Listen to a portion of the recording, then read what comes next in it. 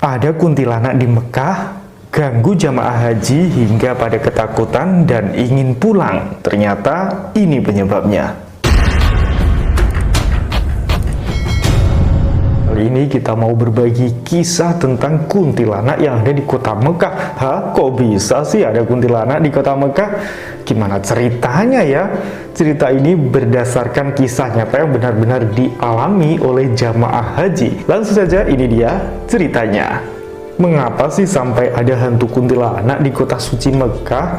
Ternyata inilah penyebabnya. Untuk mengetahui jawabannya, tonton video ini sampai selesai ya sahabat, karena ada plot twist yang sangat membagongkan dan sangat mengejutkan tentang asal-usul hantu kuntilanak di kota suci Mekah. Nah, kejadian seram ini dibagikan oleh Fadlan di akun Twitternya @fadlanisme. Fadlan adalah seorang guru dan bekerja sampingan sebagai tour leader haji dan umroh. Fadlan cukup sering ke Tanah Suci walaupun tidak setiap tahun. Fadlan menegaskan bahwa cerita ini murni kejadian nyata yang ia alami bersama orang-orang yang seperjalanan dengannya. Fadlan juga menegaskan bahwa cerita ini tuh tidak bermaksud untuk menjelekkan Tanah Suci dan tidak ada maksud untuk menakut-nakuti pembaca semuanya.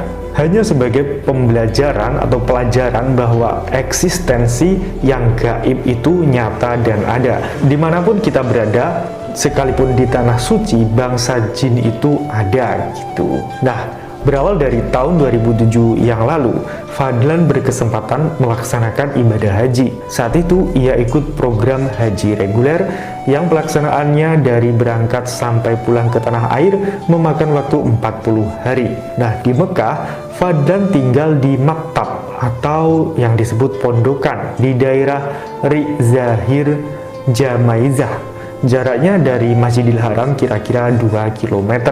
Jika digambarkan, kondisi hotelnya itu seperti rumah susun dan kebanyakan bangunan itu disewa saat momen haji saja. Selebihnya bangunan flat ini kebanyakan kosong. Nah, kondisi kosongnya bangunan pemondokan berbulan-bulan di luar bulan Ramadan dan musim haji ini yang biasanya mengundang makhluk-makhluk gaib seperti jin untuk tinggal di sana, termasuk yang pernah dialami oleh Fadlan dan orang-orang yang dia kenal. Saat haji pada tahun 2007 itu, Fadlan berada di kamar 602 di lantai 6 bangunan flat tua yang mungkin dibangun pada tahun 1990-an.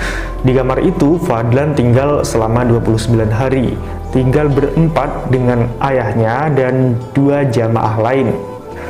Ia tiba di Mekah seminggu sebelum pelaksanaan ibadah haji. Awalnya menempati kamar tersebut tidak ada hal yang aneh. Namun keanehan mulai terjadi pasca mereka melaksanakan puncak ibadah haji. Mereka harus meninggalkan pondokan selama kurang lebih 3 hari untuk melaksanakan puncak ibadah haji di Padang Arafah di Mina.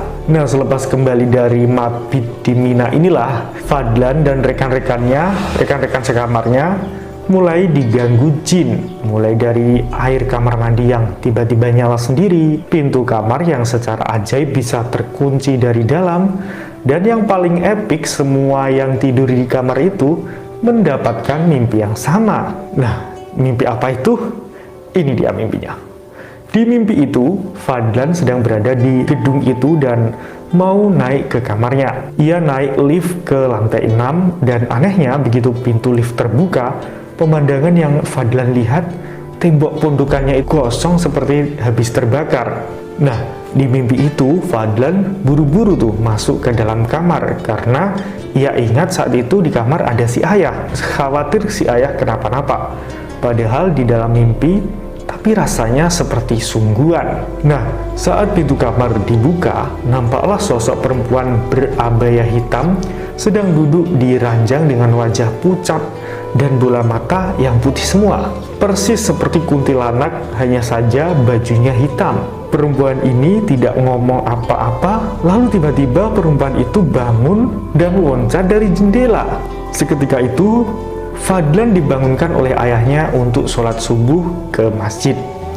dan pas bangun badannya terasa sakit semua. Nah, malam selanjutnya giliran ayah Fadlan yang didatangi sosok perempuan berbaju abaya hitam, dan deskripsi mimpinya sama persis bertemu perempuan berbaju abaya hitam yang tiba-tiba loncat dari jendela. Nah, setelah itu giliran rekan sekamar Fadlan, sebut saja namanya Haji Ali, masih dengan mimpi yang sama, ya sama persis seperti yang dialami Fadlan dan ayahnya. Hari berganti, kemudian malam berikutnya si Bayu, penghuni kamar yang terakhir, juga memimpikan hal yang sama. Nah, si Bayu ini umurnya baru 17 tahun saat itu, naik haji karena dipaksa sama orang tua. Bayu ini katanya bandel bukan main. Kenakalan remaja mulai dari tawuran, minum-minuman, malak, kebut-kebutan, judi, dan lain-lain sudah dilakukan. Nah, orang tuanya memaksa Bayu naik haji ini, berharap dia tuh bisa tobat sepulang dari tanah suci. Jadi ceritanya, bagaimana si Bayu ini bisa mimpi sosok abaya hitam ini? Jadi si Bayu ini ketika dia dimimpikan si gadis berabaya hitam, ketika bangun langsung nangis. Bayu ini nangis dan minta pulang. Saat itu juga Fadlan langsung bertanya kenapa sih dia nangis, dan mulailah Bayu bercerita. Ceritanya sama persis dengan mimpi yang dialami yang lain. Nah, sebenarnya yang lain tuh juga belum cerita tentang mimpinya. Barulah ketika si Bayu cerita itu, yang lain juga saling bercerita. Sore harinya, Fadlan dan ayahnya bertanya kepada penjaga gedung. Penjaga gedung pun bercerita bahwa beberapa tahun yang lalu pernah terjadi kebakaran di lantai 6. Dan ada perempuan yang nekat melompat dari lantai 6 itu dan meninggal dunia. Mereka pun kemudian berupaya untuk menghentikan gangguan jin korin tersebut dengan meruqyah kamar mereka. Nah, setelah itu berangsur-angsurlah gangguan itu mulai menghilang. Nah, semoga kisah kali ini dapat kita ambil pelajarannya ya sahabat, bahwa di setiap tempat itu selalu ada bangsa jin, baik itu di Indonesia maupun di tanah suci sekalipun. Jangan lupa like, komen, dan subscribe. Terima kasih sudah menonton video ini dan sampai jumpa.